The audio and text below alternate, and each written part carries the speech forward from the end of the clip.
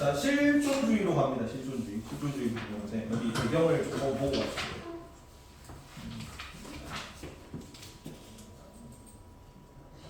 자, 여기 학자들 몇 명 나오고 배경이 뭐냐면, 자, 근대 사상의 배경은, 근대가 들어오는 배경은 산업혁명이랬어요.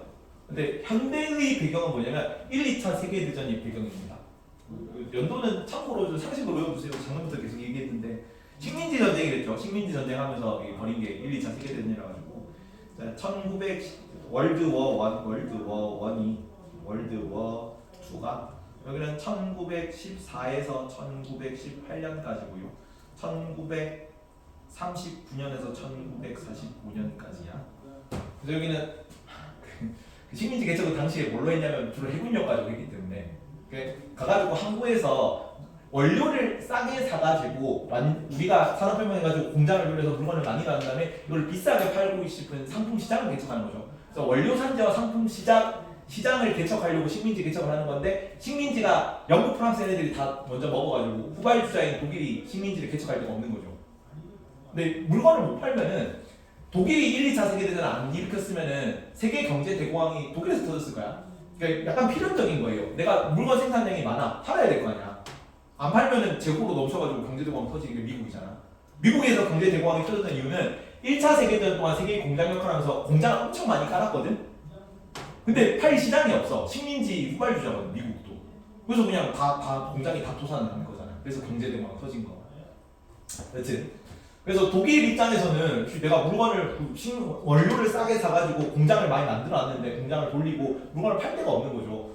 야, 우리도 식민지 좀 좋아하는데 영국, 프랑스가 먼저 다 먹어가지고 여기다가 왜 줘야 되니까 맞춰 뜬 거잖아. 두 번 다 그래, 두 번 다. 그래서 1차 세계대전이 이제 식민지 개척을 하려고 봤는데, 항구에서 인사하다가 교역하라고 가지고 안녕 항구에서 인사하다가 너 상품 시장 원료 산지로 좀 괜찮네. 너 내 식구야. 식구 삼고 싶어서 일으킨 전쟁입니다. 작년부터 몇 번 얘기했는데 이거 이 정도 참고로 외워두세요. 자, 그래서 이전까지 근대까지 공리주의, 칸트, 음모론 이때까지 이거를 벨 에포크 시대라고 합니다. 요게 참고로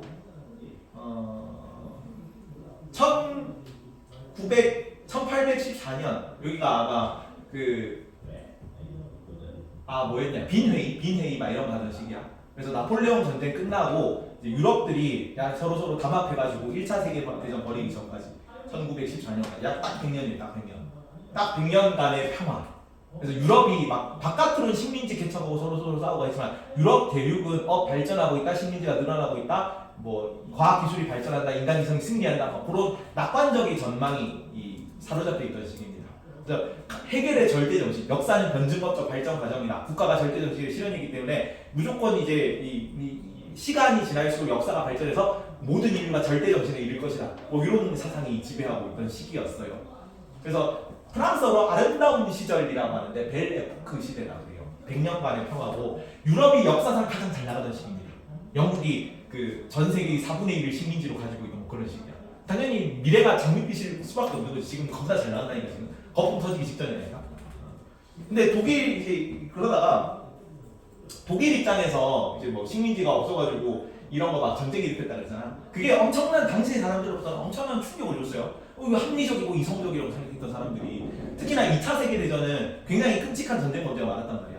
아우슈비츠 학살 뭐 이런 거, 뭐 우생항 뭐 이런 거 하면서 유대인들 다 학살하고, 그다음에 일본에서도 뭐 난징 대학살 막 이런 거 돌리고, 뭐 731 부대 마르타 실험 같은 거 하고, 그다음에 원폭 투하하고, 그다음에 뭐 대공습 이런 거 하고.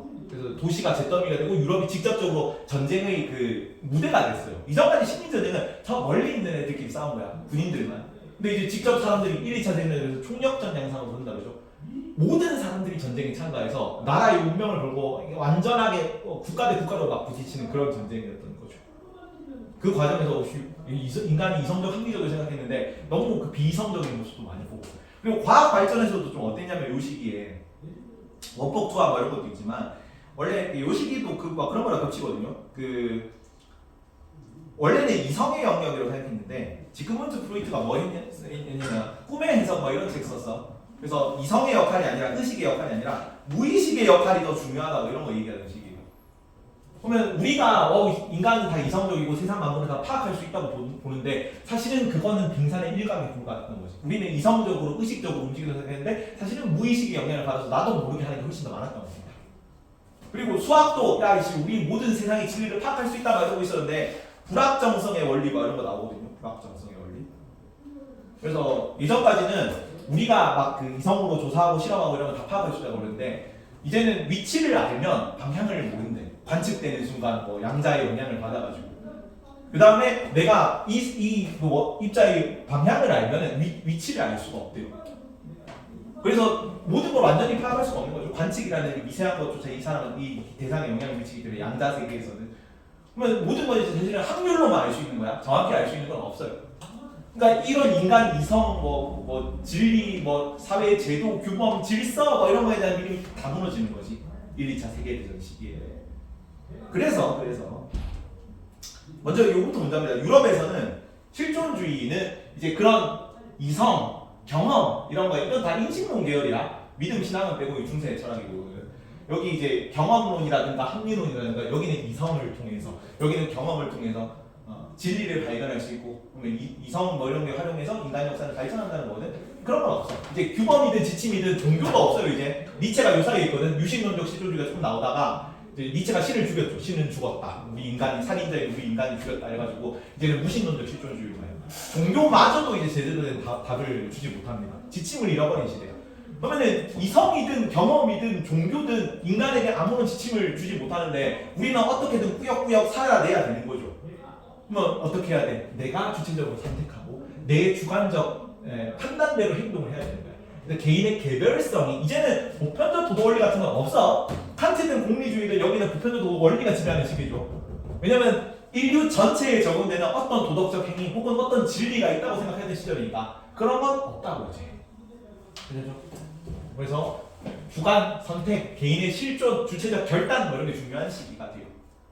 근데 여기는 주관 선택이고 유럽은 왜냐면 유럽은 직접이가 됐으니까 영국, 프랑스, 독일 이런 거 전부 다 전쟁터 무대야. 사람들이 다 끌려가서 죽고 내가 무언가를 선택하든 간에 어쨌든 선택을 해야 되는데 이제는 누군가 지침을 내려주지 않는단 말이야. 그럼 내가 지침을 스스로 찾아서 내가 결단을 해야 되는데 그 선택은 너에게 결과적으로 대부분 안 좋은 결과를 가져다 줘요.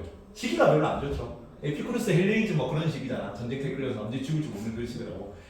근데 네가 선택하는 것이 무엇이든 간에 네 선택은 너에게 대체로 안 좋은 결과를 줄 건데 근데 그걸 회피하지 말고 맞닥뜨리고 주체적으로 네 의지로 무언가를 하라고 얘기하는 선생님. 실존주의고요. 근데 미국은 완전 반대입니다. 미국은 그대로 경험 없는 계승이에요. 영국 공리주의가 그대로 온다. 영국에서도 영국의 공리주의가 사라졌거든요. 왜냐면 영국도 전쟁터 무대니까 똑같이 실존주의야. 근데 미국은 아직도 대가리가 못 빠지죠. 왜? 미국은 전쟁 무대가 아니거든요. 오히려 1, 2차 세계대전을 거치면 벨 에포크 시대는 미국은 2등짜리 국가였어요. 선진국 대회를 끼지 못했다. 유럽이 진짜 선진국이고 식민지도 미국은 거의 없었잖아. 막 이제 남북전쟁 끝나고 이제 미국이 막 공업화가 진행되는 시기였거든요. 이때는 아직 남북전쟁이 1800 그 남북으로 하나 되는 유일한 미국 이렇거든요. 남북으로 하나 되는 유일한 미국. 요거 그 남북전쟁 하고 나서 북부가 이겨가지고 공업화가 딱 진행되는 중이었던 거지.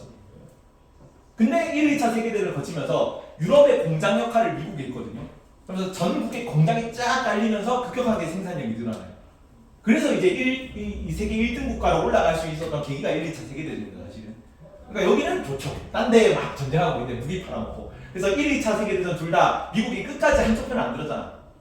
나중에 이제 여기는 2차 세계 때는 진주만 때려맞고 1차 세계 때는 그 루시타니아를 침몰하고 나서 참전했잖아요. 그랬던 이유가 양쪽에 무기를 팔아먹어야 되니까 한쪽 편 들면 한쪽에 무기 못 팔잖아요. 그죠? 그래서 여기는 아주 좋은 거죠. 그래서 여전히 공리주의 똑같이 영국에서 온 거잖아. 영국 애들이 세운 거죠. 그래서 영국 공리주의 그대로 계승해서 도움이 되는 것, 인간에게 실용적인 게 거의 맥락이 비슷해. 공리주의나 이거랑 실용주의나 인간에게 도움이 되는 게 진리고 도덕이고 우리에게 쓸모가 있는 가치를 가지는 사상이야라고 보는 입장입니다. 실용적인 거. 조금 더 미국적이죠. 이게 조금 더 이제 도움이 되는 것, 실생활에 도움이 되는 것을 도덕으로 본다. 실용적인 걸로 본다. 그러면 여기는 보편적 도덕 원리가 있는데 공리주의 있잖아. 공리 원리. 여기는 보편적 도덕 원리가 없어요. 그 사회에 도움을 주는 게 도덕적인 겁니다. 그래서 이런 입장으로 본다 정도만 보면 됩니다. 이게 배경 지식이고. 사람 이름만 쓰고 마칩시다. 이구나. 10분 남았네. 조금 더 합시다. 자, 미국 실용주의에는 3명 나오는데 퍼스라는 사람이고요. 퍼스. 실용주의 경륜이라고 해요. 실용주의 경륜 얘기한 거 짧게 나옵니다. 안 나온 데도 있어요. 교과서 중에는. 여기도 실용주의의 선구자 같은 느낌이고, 실용주의라는 게 어떤 거고, 나는 이제 실생활에 도움되는 게 도덕적인 거라고 생각해. 뭐 이런 거 얘기했던 사람 짧게 나오고. 그다음에 제임스라는 사람인데 제임스. 지식의 현금 가치라는 용어를 쓴 사람이에요. 현금 가치. 우리가 도덕이든 뭐 실생활이든 과학이든 기술이든 철학이든 학문이든 뭐 종교든 영화든 이런 거 간에 인간에게 거래될 수 있고 도움이 됐고 우리에게 이제 조금 가치를 줄 수 있는 무언가가 현금 가치를 지니는 거야. 현금 가치를 주는 것이 우리에게 실생활에 유용함을 주는 거고 우리는 그걸 추구하고 도덕적으로 생각하고 진리로서 가져가야 된다라고 얘기했던 사람입니다. 현금 가치라는 단어만 보통 나와요. 제임스하고는 실용주의 입장을 고르면 되고 마지막으로 듀이가 그나마 제일 자주 나옵니다. 실용주의에서는. 듀이는 도구주의라고도 얘기해. 듀이의 실용주의는. 그래서 도덕이나 뭐 도덕, 법칙, 뭐 진리, 철학, 사상 이런 거는 전부 다 뭐다? 인간에게 유용함을 주는 도구에 불과하다. 그럼 도구는 시간이 바뀌었을 때 도구는 이제 달라질 수 있는 거잖아. 그 상황에 가장 잘 맞는. 그래서 영원한 진리는 없어요. 다 공통이긴 한데 그걸 가장 직접적으로 얘기하는 사람이 듀이입니다. 실용주의고요. 다음 유럽 실존주의에서는 앞에 두 명은 유신론적 실존주의야. 시기를 보면 어때? 여기 연도를 다 적어놨거든 일부러. 얘는 퍼스랑 여기 그 처음에 나오는 사람이 키르케고르라는 사람이에요. 키르케고르. 퍼스랑 키르케고르만 여기는 그 1, 2차 세계대전 이전이야. 나머지는 1, 2차 세계대전 겪은 사람들이에요. 전부. 이런 거. 그래서 여기 키르케고르 때는 여기는 실존주의 나오기 전인데 실존주의의 선구자라고 해요. 그러니까 이런 게 나는 실존주의, 사실은 이런 사람들은 실존주의라고 부르는 거는 후대 사람들이고 약간 그런 경향성을 처음 제시한 사람입니다. 여기는 종교인이고 독실한 종교인이기 때문에 가족도 종교인이고 신을 만나는 결단을 하라 그래. 그러니까 사회가 혼란스러워질 거잖아. 사회가 이때도 이제 혼란스러운 시기인데 혼란에 대한 해법을 이제 신에게 종교적으로 기이하는 걸로 본 사람입니다.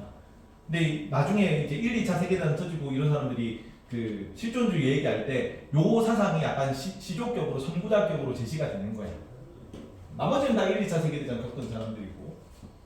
다음 독일에서는 야스퍼스까지 절대자에게 기이한다 뭐 이런 표현이 나와. 절대자를 만난다. 그리고 무신론적 실존주의 1800년에 1900년에 니체가 죽거든요. 니체가 요 사이에 들어갔네. 하이데거가 독일에서 무신론적 실존주의. 하이데거는 작년에 죽음 말할 때 봤죠? 죽음을 인식할 수 있는 존재. 하이 존재. 그리고 프랑스에서는 사르트르라는 사람이 여기도 사르트르가 제일 많이 나와요. 실용주의에서는 주의가 제일 많이 나오고 실존주의에서는 사르트르가 제일 많이 나오는데 프랑스의 사르트르. 여기는 실존이 본질에 앞선다. 이 실존이라는 거는 그냥 존재함이거든요. existence예요. existence 영어로는. 그래서 그냥 존재하는 거. 인간은 실존은 본질에 앞선다. 되게 그 실존주의를 상징하는 유명한 멘트거든. 사르트르가 그래서 제일 자주 나오는데 실존은 그냥 존재하는 거고 본질은 어떤 사물이 태어나게 된 목적 같은 거야. 나중에 가위 얘기를 할 건데 그 실존주의는 휴머니즘이라고 사르트르가 쓴 책이 있어요. 거기 나오는 멘트거든요. 그래서 가위는 왜 그 자를 이렇게 이 모양이 가위 모양으로 생겼지? 물건을 자르려는 목적을 가지고 그런 모양으로 탄생한 거죠. 그래서 걔는 본질이 앞서는 거야. 근데 인간은 목적 없이 태어났잖아. 그래서 목적 없이 태어났기 때문에 우리는 세상에 내동댕이 쳐졌다라는 표현을 썼어요.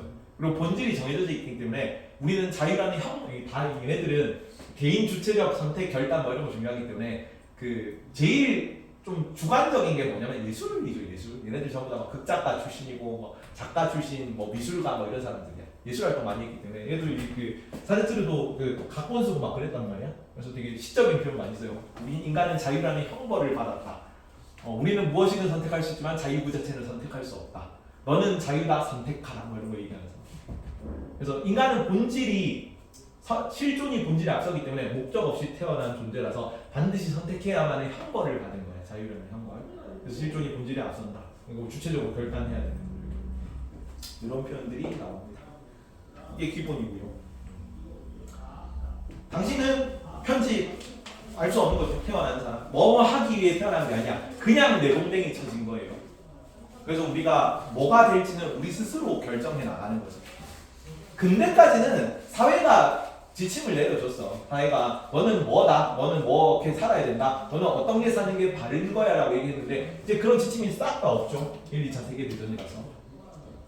그래서 여기는 당신은 뭐 태어난 사람으로 편집 실존 후 편집키를 눌러 빈칸의 의미를 커스텀하십시오. 태어난 다음에 그 다음에 목적을 찾으라는 거지. 내 주체적 선택 결단을 통해서 이런 내용. 그 쓰신 분이 좀 이런 쪽이라 가지고 철학자 연애 시뮬레이션 뭐 이런 건데 나랑 둘이서 은둔 할래? 에피쿠루스 은둔하니까 어떻게 돼? 저희 진짜 이렇게 처박혀 있나요? 우리랑 빵만 먹고 영원히 왜 난 이것만 있으면 신도 부럽지 않은 걸? 우리 건배할래? 건배 아타락시아 어때? 너야 눈동자에 아타락시아니까 연병입니다. 그러면 이제 저랑 진로품 쾌락을 누리지 않겠습니까? 밀인데 밀 입장에서 주문하신 진로품 쾌락입니다. 읽읍시죠. 니체가 아니야 문제가 됩니다. 정신적 쾌락주죠. 진로품 쾌락주. 그다음에 저랑 선의지를 따르러 갈래요? 칸트 얘기하니까 선의지를 따르는 거. 방금 선의지 따른 거 맞아요? 의무에서 비롯된 거 맞아요? 우연히 의무랑 맞아떨어진 거 아니에요? 경연선에서 비롯된 거 아니에요? 고치고치 따지고. 마지막으로 하이데거는 작년에 생존할 때 배웠었는데 인간은 뭘 인식할 수 있는 유일한 존재다? 죽음을 인식할 수 있는 유일한 존재. 마르크스는 인간은 뭐 하는 존재다? 노동하는 존재. 이런 식으로 인간 분석을 다르게 바꿨거든요. 근데 유일하게 죽음을 인식할 수 있는 그 동물은 할 수 없느나 인간만 할 수 있는 그런 행위를 내가 죽는 상황을 미리 가정해 볼 수 있는 거라고 파악해요. 그래서 죽음을 인식함으로써 생의 의미를 더 생생하게 파악할 수 있는 존재. 동물은 그걸 못하지. 동물은 자기가 죽는 상황을 생각해 볼 수가 없잖아. 그래서 인간이 죽음을 항상 그 직면하고 죽는 상황을 통해서 이 생의 의미를 찾을 수 있는 유일한 존재라고 봤거든. 죽음이 되게 중요한 단어예요. 하이데거 같은. 나랑 본래적 실존을 찾아보지 않겠나 하이데거. 자넨 너무 죽음을 두려워하는 것 같다. 나랑 안 맞은 것 같지? 그러면 헤어지게. 마침 저도 그 헤어지고 싶었어요. 하이데거 씨 그렇게 얘기를 한다. 쓸데없는 얘기고. 실존주의 사람의 실존주의. 서양 현대 사람. 실존주의 케이테고르 유신론적 실존주의 라스퍼스까지 두 명입니다.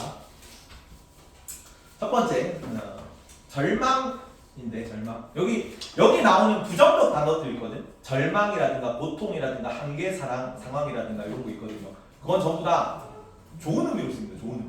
나쁜 의미가 아니야. 여기는 죽음에 이르는 병.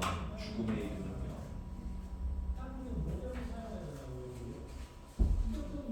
이 죽음에 이르는 병은 뭐냐면 결과적으로 그 키르케고르는 누가 지침을 내려준다고 봤냐면 신이 지침을 내려준다고 봤어. 아직 1차 세계대전 전이죠. 종교가 살아있던 시기라 가지고.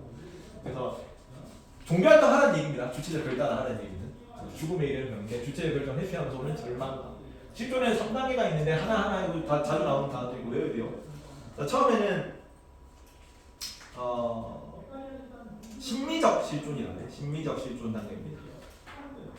마음이 불안하죠. 사람들이 지침을 잃어버리는 시기라서 지침을 누가 줬냐면 그 내가 마음의 안정을 얻게 이거 그 헬레니즘식에 비슷해요. 헬레니즘 그 마음의 안정을 얻는 게 목표였죠. 여기도 내 마음의 안정을 위해서 처음에는 감각적 쾌락에 몰두하는 거지. 에피쿠루스 전에 티레나가 있었잖아. 그런 거. 근데 내가 감각적 쾌락을 추구하다 보니까 내 마음이 평안해 안 평안해? 평안하지 않단 말이야. 그래서 그 다음에는 심리적 실존에 대해서 어디로 넘어가냐면 그러면 내가 윤리 규범을 준수하면 도덕 규범을 잘 따르는 삶을 살면 윤리적 실존 그러면 내가 행복하지 않을까? 근데 이렇게 살았는데 별로 행복하지 않다는 거죠. 얘 입장에서 키르케고르 입장에서는 얘는 그 종교인이기 때문에 그래서 마지막에 어디로 가냐면 종교적 실존의 단계로 가요. 종교적 실존. 여기서 어떤 단어가 나오면 신앞에 선 단독자라는 표현이 신앞에 선 단독자라는 표현이 하이데거 키워드예요. 신앞에선 단독자. 그래서 주체적 결단을 내리라는 건데 하이데거의 키르케고르의 주체적 결단은 종교 생활을 하라는 겁니다. 기독교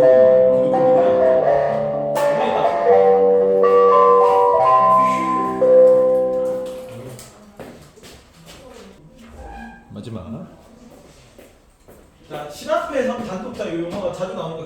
보십시오. 기백기공도 선지입니다.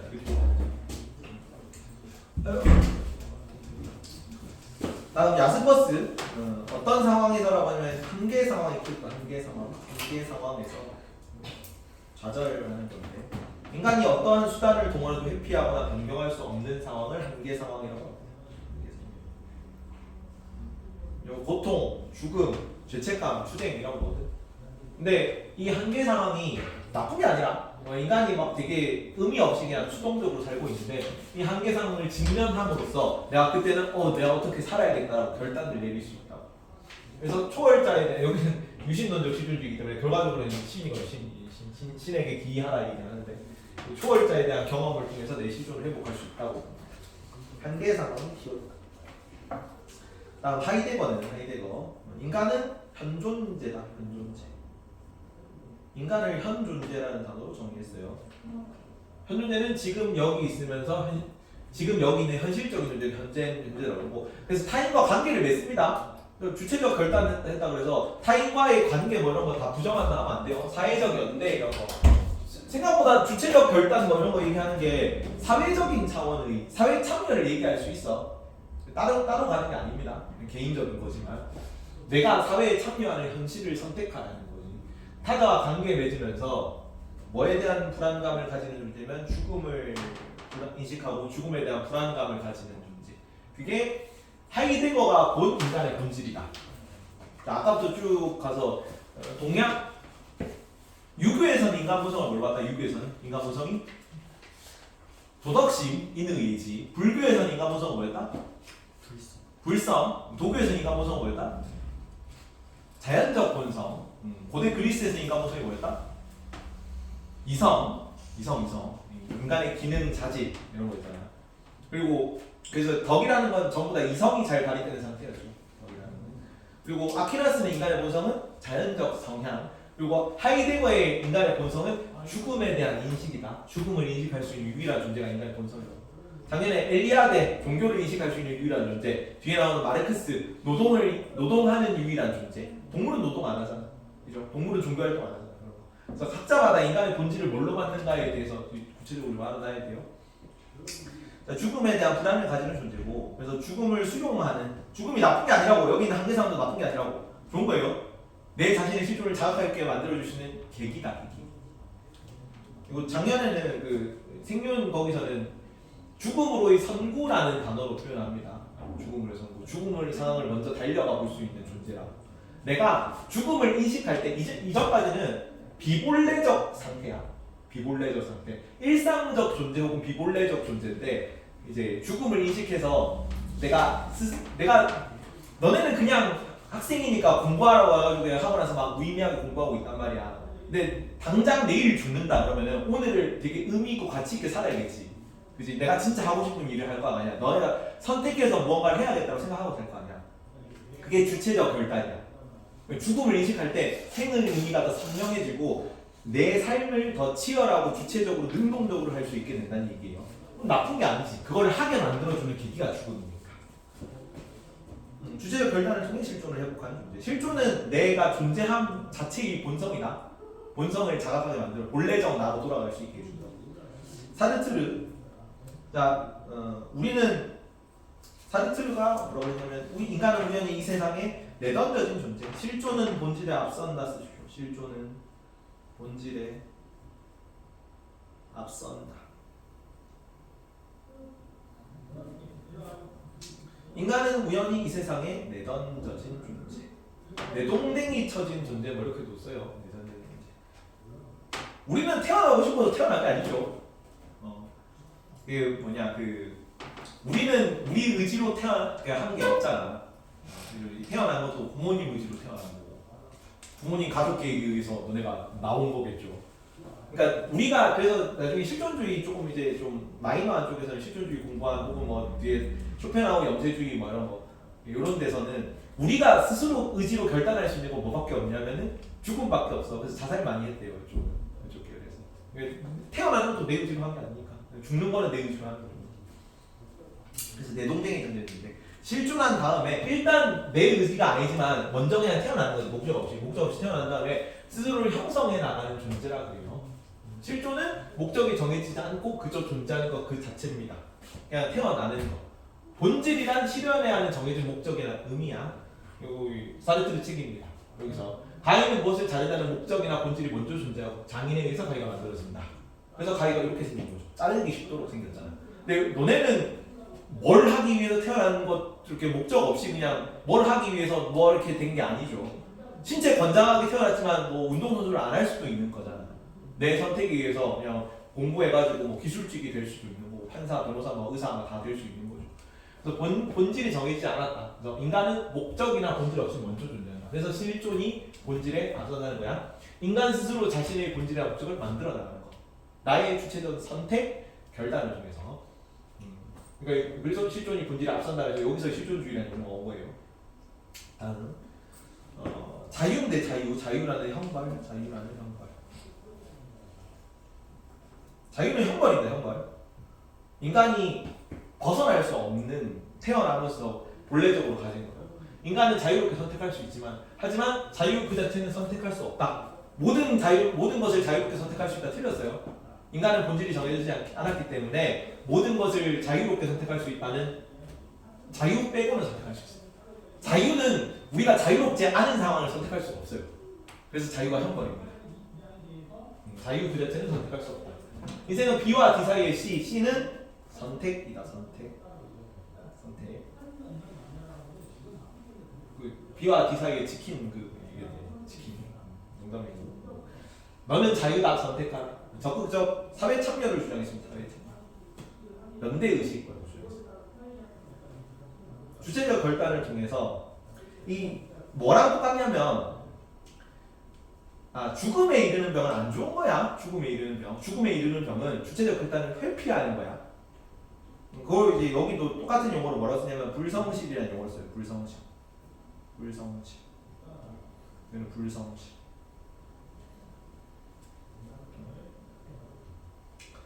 그래서 죽음에 이르는 병 이런 것 때문에 회피하는 거. 여기도 내 주관적 선택을 회피하는 거. 근데 여기 나오면 고통, 한계 상황, 죽음 이런 거는 내 선택을 촉구하는 거예요. 선택을 막 강요하는 그런 거라서 좋은 거고. 여기는 선택을 계속 미루는 거죠. 왜냐면 여기는 이제 대체로 무슨 선택을 하든 결과가 안 좋을 거라니까. 1, 2차 세계대전 시기라서. 근데 그럼에도 불구하고 네가 선택하고 거기에 대한 책임까지 네가 지라고. 책임지르기 싫으니까 사람들이 그냥 떠밀리듯이 살고 있는 거야. 내가 선택한 게 아니라고 하면서. 근데 그게 아니라 너는 이제 그 인간의 본질은 존재하는 거고 스스로를 형성해 나가는 존재인데 그 본질에서 멀어지니까 네가 불행한 거야. 근데 고통스럽지만 네 상황을 직면하고 네가 선택하고 거기에 대한 책임을 지고 스스로를 만들어가라고 얘기했던 사람이야. 공통점은 전부 다 실존주의 전체로 개인의 주체적 결단을 강조합니다. 주체적 결단. 그리고 개인의 선택을 강조하는 입장이에요.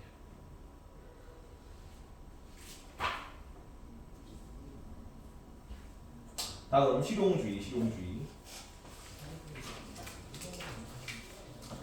허스랑 제임스는 여기 둘 다 1차 세계대전 전이라 가지고 이런 게 조금 이제 실용주의의 계기 정도만 제시한 거고 본격적으로 여기도 실용주의도 듀이 때 그래서 일반적으로 활성화해요. 1차 세계대전 거치면서. 허스 실용주의의 선구자라는 성과를 받습니다. 키르케고르랑 비슷해. 키르케고르도 1차 세계대전 전에 태어났잖아. 실존주의의 선구자 개념인 거고 최초로 실용주의라는 용어를 사용하는 사람이고요. 실용주의 정률이라는 개념을 제시했습니다. 실용주의 정률. 어떤 것이 규칙이라는 얘기야. 정률은 규율, 규칙. 어떤 것이 옳은 것이기 위해서는 그것이 반드시 쓸모 있는 실제적 성과를 만들어내야 돼. 그래서 실용주의로 실용적이어야 옳은 것인 거지. 다음 제임스 현금가치 얘기했던 사람입니다. 현금가치 지식의 현금가치라고 얘기했고 현금처럼 실생활에서 사용할 수 있는 유용성을 지닌 가치를 가진 게 옳은 것이다. 지식의 현금가치, 지식의 유용성을 강조했다. 이런 거 얘기하죠. 소의 발자국을 따라 가치가 나온다. 소는 가축화된 동물이잖아. 소의 발자국이 있다는 거는 주변에 뭐가 있다는 거겠어요? 인가가 있다는 얘기겠죠. 내가 숲에서 길을 잃었는데 소 발자국을 봤어. 그러면 소 발자국을 따라가면 집이 나온다는 지식은 평소에 나한테 아무 쓸모가 없지. 근데 내가 길을 잃었을 때는 이 지식을 통해서 내가 생존을 할 수 있잖아. 나한테 도움이 되잖아. 이거는 진리가 될 수 있어. 길을 잃었던 상황에 한정해서. 그럼 다시 이제 길을 안 잃으면 평생 동안 진리가 아닌 겁니다. 이거는. 나한테 별로 도움이 안 되니까. 근데 형능 가치를 가지고 있죠. 이거는 실생활에 도움이 되니까. 형능 가치를 가지고 있는 이 도움이 되는 지식이 진리인 거지. 지식 그 자체는 가치가 없고요. 그래서 삶을 향상시킬 때만 가치가 있는 거예요. 자, 그리고 문학, 철학, 이런 거 학문, 실생활에 도움이 되나? 삶에 기여할 때만 현금 가치를 가진다고. 근데 여기도 현금 가치를 지닐 수 있습니다. 현금 가치. 되게 과학, 기술, 뭐 이런 거, 물리적인 그런 것만 하는 게 아니라 철학, 종교 이런 것도 인간의 삶에 기여한다는데 만족감을 충족시켜 줄 수 있다면 현금 가치를 지니지. 그래서 진리라는 거는 절대 불변의 것이 아닙니다. 현실 생활을 이롭게 해주는 것이 그냥 진리인 거지.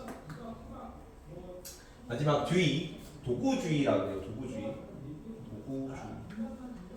지식은 그 자체가 목적이 아니고 인간이 직면한 문제를 해결하는 수단이자 도구입니다. 도덕이나 윤리도 변화하고 성장하는 거고 시대의 사회에 유명하지 않은 지식은 교체되거나 폐기돼야 돼요. 그리고 이거 자주 나오는데 도덕적 인간, 도덕적으로 성장하는 과정에 있는 사람이 선한 사람이에요. 이 표현이 지식이 자주 나옵니다. 선한 사람은 그가 지금까지 아무리 도덕적으로 무가치했다 하더라도 현재 더 선해지기 시작하는 사람. 악한 사람은 그가 아무리 전에 선행을 많이 했더라도 오늘 악한 일을 시작한 사람이 악한 사람이에요. 이전에 했던 내용은 아니고 그냥 발전하고 진보하는 그 자체가 선이라고. 도덕이라는 것도 사회를 나아지게 하는 게 도덕인 거죠. 이전보다 더 사회를 나아지게 하는 게 우리에게 도덕적인 가치를 가진다고 보는 입장이에요. 도덕적 문제에서 지성을 발휘하고 사회를 진보시키는 판단이나 행위를 하는 사람이 도덕적 인간인 거죠. 지성을 발휘해서 사회를 발전시키고 사회에 유용성을 주는 게 도덕적 인간. 공리주의 개념을 같이 가. 여기에 이렇게 한다는 것은 공리의 개념이야. 공리를 증진시키는 개념입니다. 지성이라는 거 이것도 주의합니다. 경험론 계열인데 과학적 탐구 과정에서 얻은 실험적인 실천적인 지적 태도를 지성이라고 한다. 지성을 중시하는 입장이고 민주주의를 그래서 강조합니다. 민주주의. 이게 한 칸 밑으로 가야 되는데 지성적 방식의 문제 해결을 보장하는 제도이기 때문에 민주주의를 강조한다. 교육의 역할은 창조적 지성을 갖춘 민주시민 양성입니다. 마지막 현실적 삶을 중시한다. 우리는 알기 위해 아는 것이 아니라 살기 위해 안다. 지식이 충족, 베이컨 입장은 비슷해. 과학적 지식 탐구를 도덕적으로 보는 거지. 왜냐하면 이게 우리 사회를 나아지게 해줄 거니까요. 마지막 인간의 오류 가능성과 관용을 강조한다. 다원화된 민주사회 정착에 도움이 될 거고. 이거는 참된 진리가 없다는 얘기잖아. 참된 진리가 없으니까 틀릴 수도 있지. 오류 가능성 이런 거 인정하고. 그리고 우리의 참된 진리가 없기 때문에 무엇이든 진리가 될 수 있다는 거야. 다원화된 민주사회 정착이 실제로 민주주의를 강조했잖아요. 그리고 지식의 유용성을 강조한다. 상대주의로 빠질 우려가 있다고 비판받아요. 유용성 관점에서 비도덕적 행위를 합리화할 수 있다는 관점도 비판받습니다. 그러니까 아까 얘기했던 살인 같은 거지. 쾌락살인 이런 거 도덕적일 수 있거든. 그런 것처럼 유용한 게 있다면 우리가 좀 비도덕적이라고 보이더라도 도덕적인 거냐. 도덕적이라고 보거든요. 여기서 그런 게. 그리고 지식이 절대적 진리가 없죠. 다 진리가 될 수 있는 거랄까 상대주의로 빠질 수 있는 이유가 있죠. 모든 건 다 진리가 될 수 있죠. 그 인신공양이 아즈텍 제국에서 성행했거든. 근데 인신공양이 성행했던 환경적 이유가 인도에서 소를 안 먹잖아. 농사 지어야 되니까. 이슬람에서 돼지 안 먹잖아. 거기는 돼지가 사람이랑 먹을 게 없는 동물이라 동네라서. 근데 아즈텍 지역에서도 단백질 자체가 부족해. 큰 가축도 없고 주기적으로 자연재해 일어나고 인구가 늘어나는데 인구를 줄이면서 동물성 단백질을 보충해야 된단 말이야. 그래서 전쟁한 다음에 포로로 잡아가지고 인신공양하는 게 풍습이었어요. 인신공양한 다음에 이제 축제 열면서 인류 파티를 즐기는 거죠. 근데 윤리적 상대주의 그게 도움이 되죠. 그런 행위가 아즈텍 제국 유지에 도움이 됐잖아. 제사 지내면서 사람들이 결속을 가지고 자연재해에 조금 더 의연하게 대처할 수 있단 말이야. 도덕적인 건가? 인신공양이라는 게 윤리적 상대주의에 빠질 우려가 있다. 넘어가. 문제 한번 풀어보세요. 96, 99.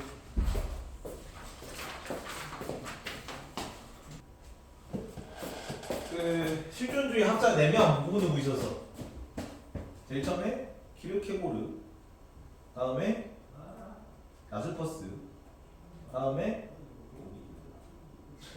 키르케고르, 야스퍼스, 하이데거, 다음에 사르트르인데 왜 다 외워야 돼요? 사람 이름까지.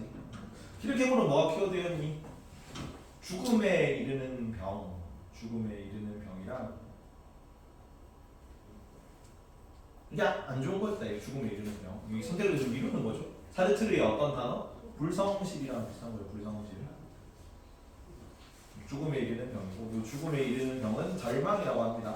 실존의 선택을 내가 주체적 결단을 미루는 데서 오는 절망감이 죽음에 이르는 병이에요. 그래서 죽음에 이르는 병은 고통받다가 사람이 뭐 하는 거지? 처음에 심리적 실존, 그 다음에 윤리적 실존, 그 다음에 종교적 실존의 단계에 이르러서 이제 신에서 실존을 찾는 거란 말이야. 그래서 절망까지 키워들고, 야스퍼스는 한계상황.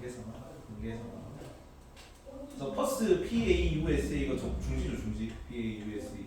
그래서 그 레슬링 하면서 중지 퍼스 한계상황. 하이데거는 하이 현존제. 현존제는 뭘 인식하는 존재? 현존제는 죽음을 인식하는 존재다. 그래서 이렇게 한계 상황 좋은 거, 죽음 좋은 거, 불성실 안 좋은 거, 죽음에 이르는 병 안 좋은 거 구분해서 알아봅니다. 여기는 키르케고르랑 야스퍼스는 무신론, 아닙니다. 여기는 유신론, 아직 종교가 살아있던 시기라서 여기는 무신론까지. 됐죠? 넘어가고 풀이합시다. 답이 96번에는 1번, 96번에 1번, 97번에 4번, 98번에 2번, 99번에 4번 틀린 거. 99번만 봅시다. 53% 틀렸네. 자, 사람은 존재 이후에 스스로 원하는 무엇이기 때문에 스스로 만들어가는 것 외에는 아무것도 아니야. 실존주의 제1호칙 누가 얘기하겠니 이거? 원하는 무엇이기 때문에 스스로 만들어가는 것 외에는 아무것도 아니다. 사르트르가 얘기했죠. 선택하라. 너는 자유다. 선택하라. 자유라는 형벌이겠죠. 사르트르. 개선론이란 특정한 상황이 어떻게든 나아질 수 있다는 견해. 나아지는 거 누구? 듀이, 실용주의, 듀이. 실존주의랑 실용주의 입장 비교하는 겁니다. 미리 정해진 보편적 원리에 따라 행동에 결정해야 하는가? 현대 철학은 미리 정해진 원칙이 없어요. 근대 철학에서나 그런 거 얘기한다. 뭐 공리의 원리라든가 도덕법칙이라든가 이런 거. 그냥 보편적 원칙이 있고 그거에 따르는 게 인간을 나아지게 할 거라고 믿음이 있다는 식이죠. 여기는 없죠, 그런 믿음은. 그래서 X, 둘 다 X다, XX. 자, 자유에서 비롯된 불안은 실존 회복의 계기가 됩니까? 자유에서 비롯된, 이거 좋은 거랬지. 불성실은 안 좋은 건데 자유에서 비롯된 불안 이런 거, 한계 상황 혹은 죽음 이런 거는 나의 실존을 자각하게 만들어주는 계기가 된단 말이야. 불안은 실존 회복 계기가 되는 거죠. B는 이 사르트르 입장만 되면 되죠. 여기 밑에 이제 주의는 이런 얘기 안 하고. 인간은 자유롭게 항상 주체적 선택과 결정을 하는가? 아니죠. 뭐 할 수 있어? 선택을 미루는 선택을 할 수 있어. 불성실한 거. 불성실은 안 좋은 거랬다. 불성실에서 벗어나 나의 내 선택을 직면할 때, 맞닥뜨릴 때 인간이 본래적 존재로 도약할 수 있는 겁니다. 현장은 그렇지는 않고요. 주의는 이런 얘기를 안 하고. 도덕적 인간은 선해지는 방향으로 성장해가는 사람인가?는 주의가 얘기하겠죠. 사르트르는 이런 얘기가